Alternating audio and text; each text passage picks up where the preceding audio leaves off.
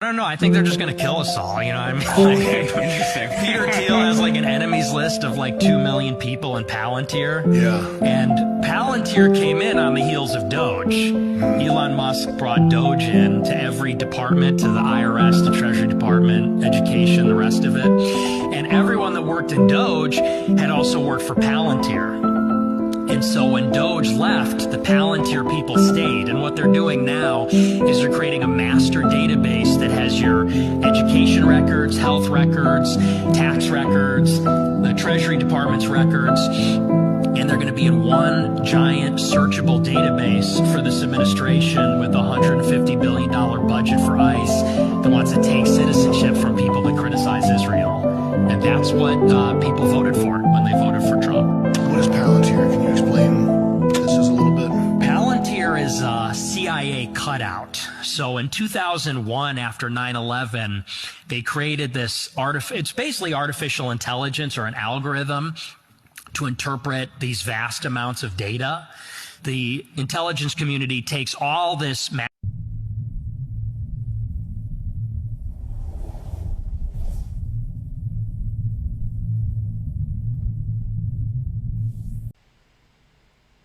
All right, Shalom. I want to give all the praise, honor, and glory to Yahweh Bahasham, Yahweh Shai Bahasham Rakah Quadash. Double honors to the apostles and elders of Great Millstone who taught me this truth, and Shalom to the hopeful elect. This article is from MotherJones.com. The headline reads, it says, Tech billionaires want Christians to believe in AI. It says, for Peter Thiel and J.D. Vance allies, the tech right is framing AI as a moral, even divine mission, okay?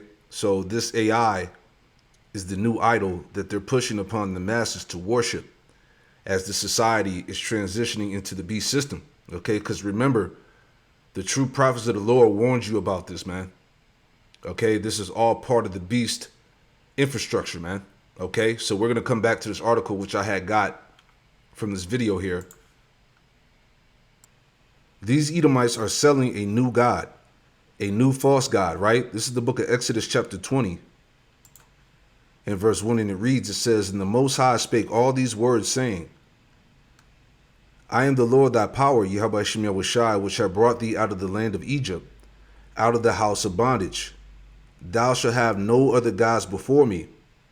Thou shalt not make unto thee any graven image or any likeness of anything that is in heaven above, or that is in the earth beneath, or that is in the water under the earth. Thou shalt not bow down thyself to them, nor serve them. For I, the Lord, Yahweh Shem Yahweh Shai, thy power, am a jealous power, visiting the iniquity of the fathers upon the children, upon the third and fourth generation of them that hate me.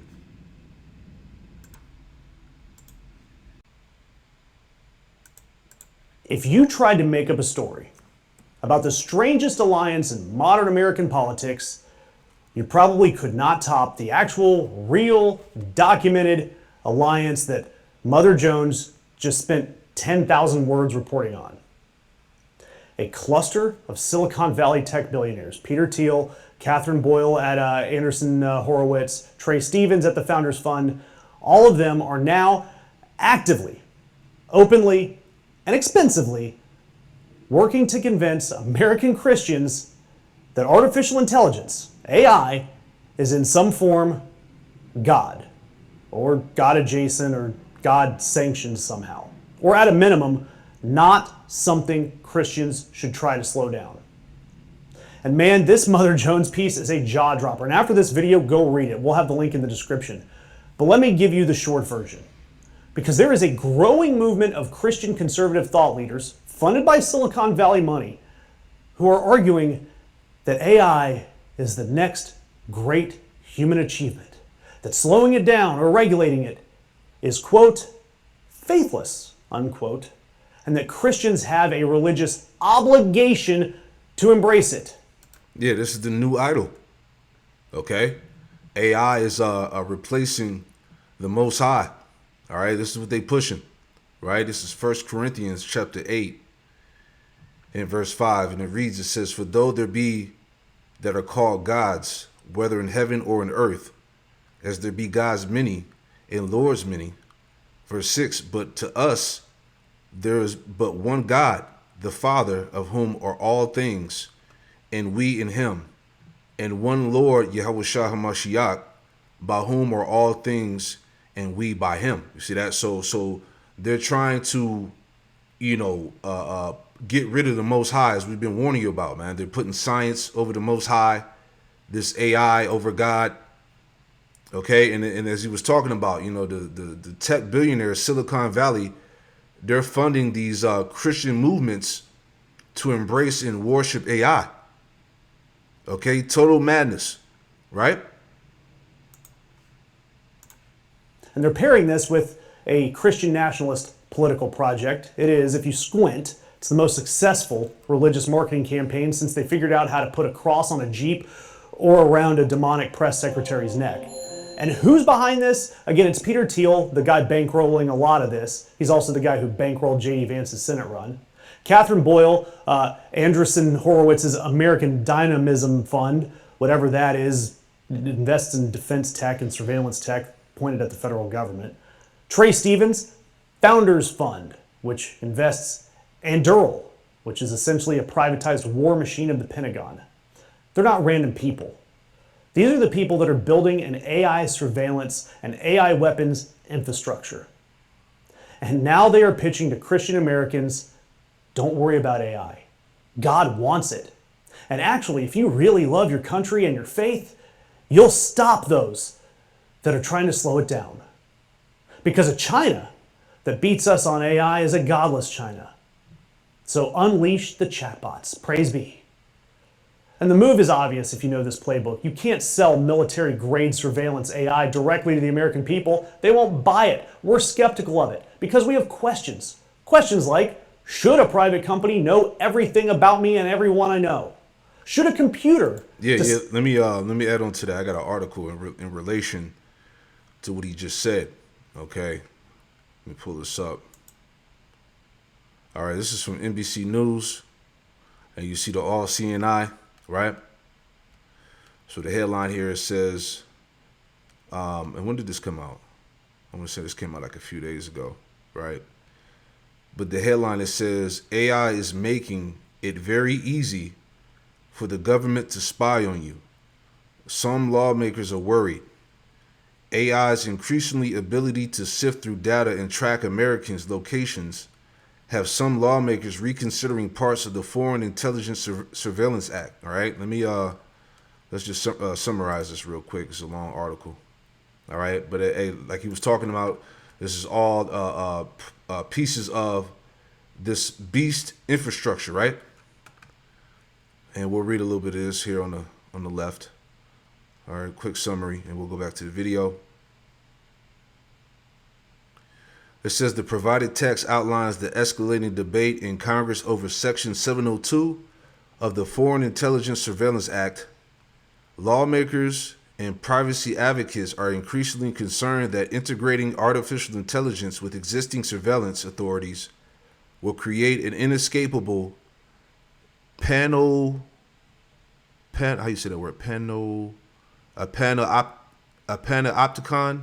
of state monitoring. Right? And that's what it's all about. It says the core conflict, Section 702, and quote, backdoor searches. What is Section 702 allows the government to collect communications of foreigners abroad.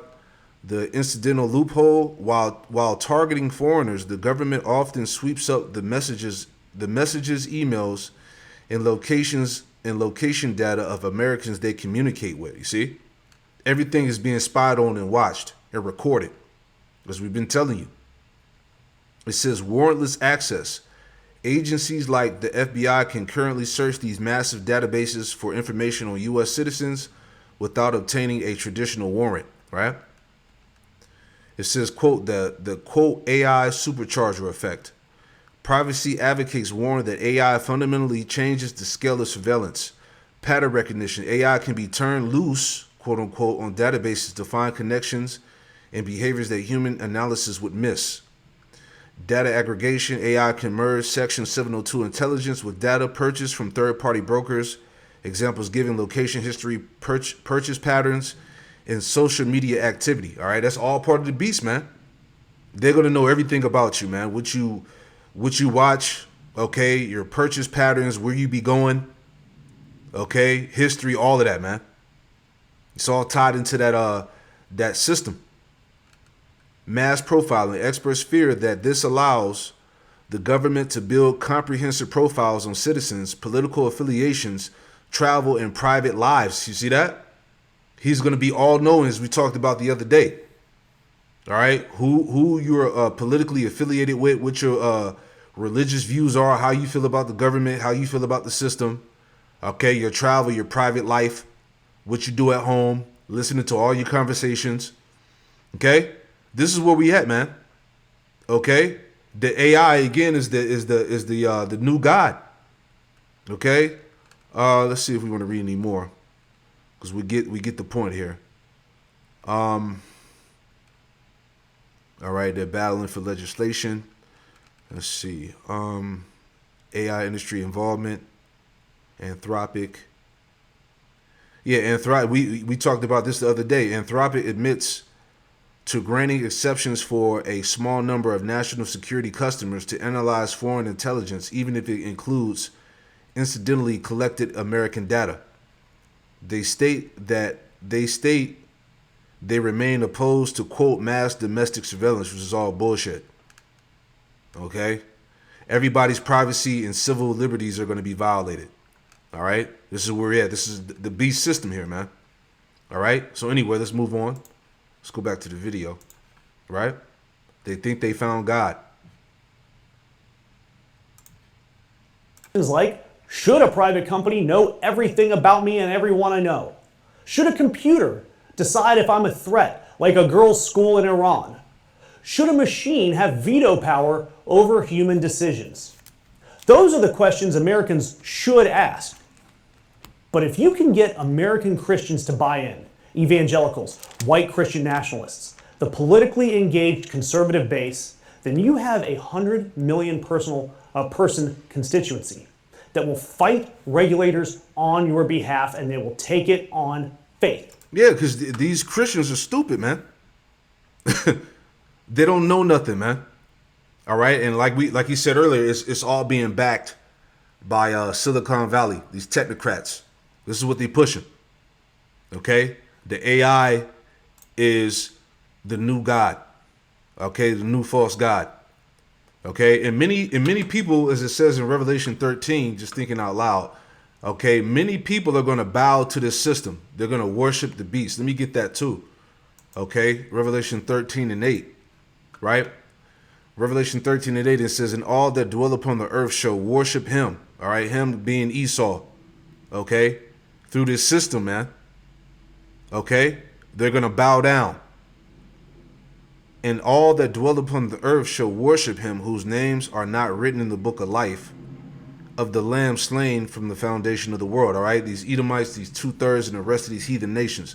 All right, they're going to submit to him. They're going to submit to this beast system, man.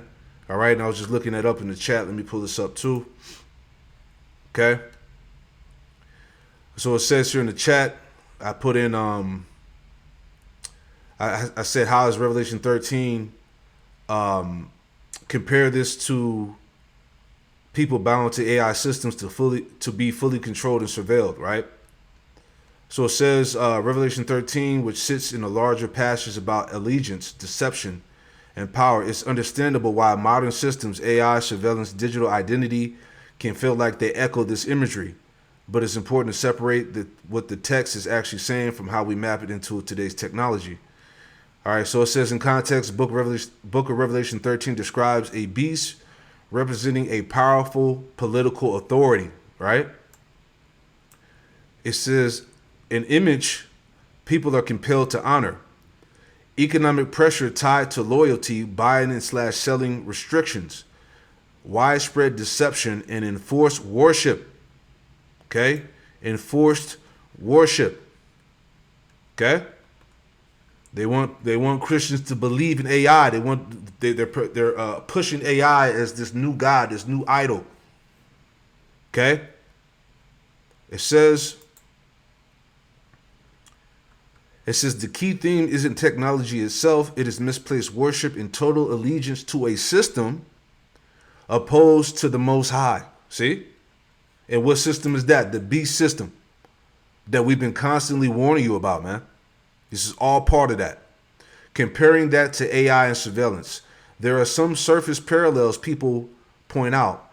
Global influence, AI systems like ChatGPT or large-scale platforms can shape information and behavior worldwide. Monitoring, modern surveillance and data tracking can feel all-seeing, right? And that's the spirit, right? What did they show you in the picture? The all-seeing eye. Okay? It can feel all-seeing. Okay? AI is making it very easy for government to spy on you, right? It says, modern surveillance and data tracking can feel all-seeing. Dependence, people relying heavily on automated systems for decisions. Okay, yeah, you got people worshiping. That's part of that. You got these AI chat bots. You could talk to Jesus. Okay, you got AI pastors. All right, and people are actually communing with these entities, man. Okay, you bugged out Christians out there. Okay, it says economic integration, digital payments, and identity systems affecting participation in society, right? It says, let's go into the distinction. Yeah, here we go. Where caution does make sense, even without tying it directly to prophecy, there are legitimate concerns. Over centralized control of information, as we just read. Loss of privacy through surveillance systems, as we just read. Blind trust in algorithms instead of critical thinking. Systems that could pressure conformity. Those are real ethical and societal issues worth thinking about carefully. So this is what he's talking about, man. And people are going to be willing, man. People are going to be willing, all right, to worship this beast system, bro. Right? This is what we're saying. Let's go back. Right? Constituency that will fight regulators on your behalf, and they will take it on faith. They don't need facts. They don't need you to answer the questions because God wills it. You have ready-made political cover. You have congressional Republicans who will block AI safety bills on religious grounds because you have a religious framing that means anyone who questions this stuff is now godless. This is a snake eating its own tail and then submitting an invoice for the meat to the Treasury. Because these same companies, Anduril, Palantir, Andreessen Horowitz, their defense portfolio, they get enormous federal contracts. So the Christian right, they argue God wants more AI. The AI companies sell more surveillance. The federal government buys as much as they can buy, and you and I, the taxpayers, fund it. The Christian right, they vote for the politicians who made it happen. The politicians, they get campaign cash from these AI companies. Yeah, real quick, that's them tech billionaires, man. Okay, Psalm 73. All right. This is Psalm 73 and 8. It says, they are corrupt and speak wickedly concerning oppression. They speak loftily. Verse 9, it says, they set their mouth against the heavens, and their tongue walketh through the earth, right? They set their mouth against the heavens, man. Okay? This AI is replacing God. Okay? They put themselves in the position of the Most High through this technology. Okay? So they're proud, They set their mouth against the heavens, right? He does that through his policies, all right, his so-called, his pseudoscience, It says in their tongue walketh through the earth, right? Yeah, through his legislation, his policies, his decrees. Okay? Therefore his people return hither, and waters of a full cup are wrung out to them. And they say, how doeth the Most High know? And is there knowledge in the Most High? Behold, these are the ungodly who prosper in the world. They increase in riches, right? These are them billionaires, them billionaire trillionaires, man, that have the power. Okay? Let me read the NLT. Verse 8, it says, in this NLT, Psalm 73 and 8, it says, they scoff and speak only evil, In their pride, they seek to crush others. They boast against the very heavens, and their words strut throughout the earth. And so the people are dismayed and confused, drinking all their words, right? As he was talking about in the video, these boneheaded Christians, man. Okay, they're gonna be behind this thing. They're supporting it. Okay, they're being funded by these tech billionaires, Silicon Valley, to push this AI as being a god that people need to worship, right? Drinking all their words. What does the Most High know, or what does God know, they ask? Does the Most High even know what's happening? All right, the pride of these devils, you know? Look at these wicked people enjoying a life of ease while their riches multiply. See that? You know?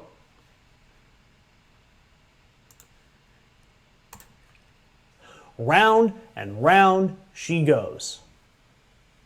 And I want to be clear here. There's some stuff that I'm saying and not saying. Peter Thiel has every right to spend his money. Tech companies have every right to lobby. Christians have every right to believe that AI is a gift from God if that's what they feel. Hell, they can declare AI their God. But what is new here? And the reporting from Mother Jones, what they document in detail is the coordination. It's funded, it's staffed, it's professional, and it is a full-scale political operation to remove skepticism about AI from one of the two major political coalitions in the United States before regulators have a chance to catch up. And what are Christians in America getting in exchange for this? For lending their faith, their institutions, and their political weight to this? I don't know. Let's think. Oh, they get more surveillance, more automated decision-making about their lives. We already know that they just trust stuff. They get more military spending. Yeah, like I said, these Christians are fucking stupid, right? And they're leading the world right into oppression, man. A digital enslavement. And they're going to be the ones behind it. A lot of them, you know? Hey, wait till they push that MOTB, right? Yeah, you're going to have some resistance, but you're going to have people claiming to be Christian that's going to be for it too. Watch. More of their churches being used as a recruitment ground for political projects that ultimately only benefit four guys in Palo Alto and an orange turd in the White House. And forgive me for some mild heresy here, because I say this as a former Republican who grew up in a fairly devout household. If Jesus came back tomorrow, I don't think his first agenda item would be, hey, let's optimize the surveillance AI procurement pipeline for the Department of Defense. I just don't think that's the type of guy he is. Maybe I'm wrong. Maybe I'm wrong. I'm open to the debate. And if you want to debate me, or if you want to side with me, leave me a comment right down there below. Yeah, so that's it. Okay. So you see what's going on. We warned you about this, man. You know? Let's go back to this article here. Let's summarize it. Get the points from it. Okay. Tech billionaires want Christians to believe in AI. All right. Let's see what we get from it. Bear with me. All right. Here we go. 1 second here. Okay. So it says the provided text examines the emergence of a, quote, techno-prosperity gospel, where Silicon Valley elites are using Christian theology to frame artificial intelligence and technological progress as a moral and religious imperative. You see that? You know? The need for a tech apologetic, declining public trust. Tech entrepreneurs like Will Manidis argue that the industry has failed to communicate its value, leading to public skepticism fueled by concerns over safety, job loss, and social sin. The technological pivot. To counter this, figures like Peter Thiel and Catherine Boyle and Trey Stevens are developing a tech apologetic, a rational defense of technology framed as a fulfillment of God's plan. You see that? All right. Hey, this is the devil, man. All right. Psalm 140. Let me go there. Right. Psalm 140. Okay. Psalm 140:1, it says, deliver me, O Lord, Yahweh Shemir Washai, from the evil man. Preserve me from the violent man, the Edomite. All right? Which imagine mischiefs in their heart. Continually are they gathered together for war. Hey, this is all mischief, man. Wickedness. Okay? A rational defense of technology framed as a fulfillment of God's plan. All right? They're going to use the scriptures to try to, they're going to twist the scriptures to try to get the people to bow. All right? To submit as this AI as being God, you know? This is all war, man. Okay? They have sharpened their tongues like a serpent, added poison is under the lips. Okay? Everything they push is death, is poison. Keep me, O Lord, from the hands of the wicked. Preserve me from the violent man who have proposed to overthrow my goings. All right? This is all part of the plans of them to overthrow you. Okay? Disconnect you from the Lord, from Yahweh Shemir Washai. Basically, to trust in them, to trust in the system. The proud have hid a snare for me. In cords they have spread a net by the wayside. They have set gins for me. Salah, these are the traps. I said unto the Lord, thou art my power. Hear the voice of my supplications, O Lord, Yahweh Shemir Washai. O power of the Lord, the strength of my salvation. Thou hast covered my head in the day of battle. Grant not, O Lord, Yahweh Shemir Washai, the desires of the wicked. Further not his wicked device, lest they exalt themselves. Salah, yeah, this is all part of that. Them being God, this AI being the new, God and the new idol. You see? Let's read on. It says, moral imperative. The movement argues that progress is a moral good and that Christians have an obligation to embrace innovation rather than to fear it. You see that? Here we go. See what else is in here. It says Catherine Boyle, Anderson Horowitz champions American dynamism, arguing that tech supports family values by enabling remote work and entrepreneurism while framing government regulation as authoritarian. Trey Stevens Andrew contends that humans are creators meant to seek progress. Despite his company's focus on autonomous kamikaze drones, he frames the development of smart battlefields as a moral obligation to benefit humanity. You see this? This is all the bullshit that they pushing to try to win over the masses, man, through this tech and this AI. Peter Thiel posits that those who attempt to slow technological development, Luddites, are the Antichrist. Arguing that only innovation can deliver humanity from suffering and mimetic desire. You see that? So this is what they're doing. All right, they're playing on the minds of the people, man, to embrace and accept this this digital enslavement, this digital oppression. You see that? Man, let me get this too, right? So Psalm 55. Right? Psalm 55 and 21. Okay. Psalms 55 and 21, it says the words of his mouth were smoother than butter, but war was in his heart. You see that? This is all oppression against humanity, man. They want to enslave you through this technology. His words were softer than oil, yet were they drawing swords. This is it right here.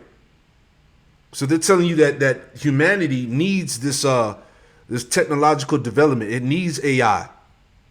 And if you don't believe in that, you're going to be labeled a antichrist, you know? It says internal Christian tensions. The anti-AI right, critics like Paul Kingsworth view the machine AI as a demonic anti-human force that seeks to replace God and encourages humanity to abandon physical embodiment. That's exactly what it is. Intellectual clashes at events like the National Conservatism Conference. Traditionalists have clashed with tech executives, labeling the AI industry as globalist and transhumanists. Okay? Political and social implications, political influence. This, quote, tech religious alliance has found a direct line to the Trump administration. Vice President J.D. Vance has integrated these ideas into policy rhetoric, framing AI as a tool to dignify workers and usher in a new golden age. Okay, a new world. Okay, this is all part of the beast infrastructure, man. Okay, last point, the tech religion. Humanist chaplains like Greg Epstein observed that tech elites are essentially rebranding wealth as spiritual meaning, turning Silicon Valley into a form of modern religion to sanctify their fortunes and influence. There you go. As we read in Psalm 73. Okay, so this is the system, man. So, back in Revelation 13 and 15, right? Okay, Revelation 13:15, it says, and he had power to give life unto the image of the beast, that the image of the beast should both speak and cause that as many as would not worship the image of the beast should be killed. So yeah, so this is that new, we're in that new modernized Rome, this new technocratic Rome. Okay, the Roman principles of government and economy, man, which is all tied to this AI system, this beast, and it's speaking now. Okay, and these tech billionaires, these technocrats, okay, these modern day witches and warlocks, these Chaldeans want you to worship and bow down to AI. Okay, it's all one big snare. All right, it's all deception, man. Okay, so my point again, we've been warning you about this, man. Let me get this in AI chat overview real quick. All right, that same verse, Revelation 13, I have put in how AI regulation through global surveillance, social credit scores, and digital IDs and digital payment tie into the image of the beast in Revelation 13. All right, this is what we got. Okay. It says what Revelation 13 actually describes. In Revelation 13, the mark of the beast is tied to authority and allegiance to the beast, a political, spiritual power, a mark on the right hand or in the forehead, a system where no one can buy or sell without the mark, which we know that to be the charagma, the chip. So at minimum, the text is about control over economic participation, a visible or identifiable sign of loyalty. All right. A broader system of worship, power, and cohesion, right? Why people connect this to modern systems. Some see parallels between that description as emerging technologies. Number one, digital payments and cashless systems. Increasingly, transactions are tracked and controlled digitally. In theory, access to buying and selling can be restricted or shut off centrally, right? They'll have the power to do that. Okay, what you can buy and sell, where you can go, what you can do, all those things, right? Number two, digital IDs. Governments and institutions are building unified identity systems. This could link identity, finances, health data, travel permissions, etc. Number three, social credit systems. The clearest real-world example is in China, where behavior can influence access to services, right? That's what's coming here. That's what's here now. Okay, where behavior can influence access to services, man. Okay, this introduces the idea of compliance affecting economic and social access, right? So again, if you're not in compliance with the system, all right, they can shut you out. They can close your bank account, man. All right, you may not have access to to buy and sell. That's the time. That's the system that they're rolling in. That's the transition that we're in now. Number four, global surveillance. AI plus cameras plus data tracking can monitor behavior at large scale. This raises concerns about enforcement and conformity. Okay, where the comparison does line up. If someone is making a symbolic or prophetic interpretation, they usually point to centralized control over commerce, tracking and identification tied to participation, pressure to conform to a dominant system. Those elements can resemble the structure described in Revelation 13, as we just read here. Okay? It said that that as many as would not worship the image of the beast should be killed. Right? If you don't comply, all right, you'll be banished, What else we got? It says yeah, that's the point. Right. So yeah, there you have it, man. So yeah, just again, hey, we warned you about this. All right, we're here now, and there you have it. Shalom.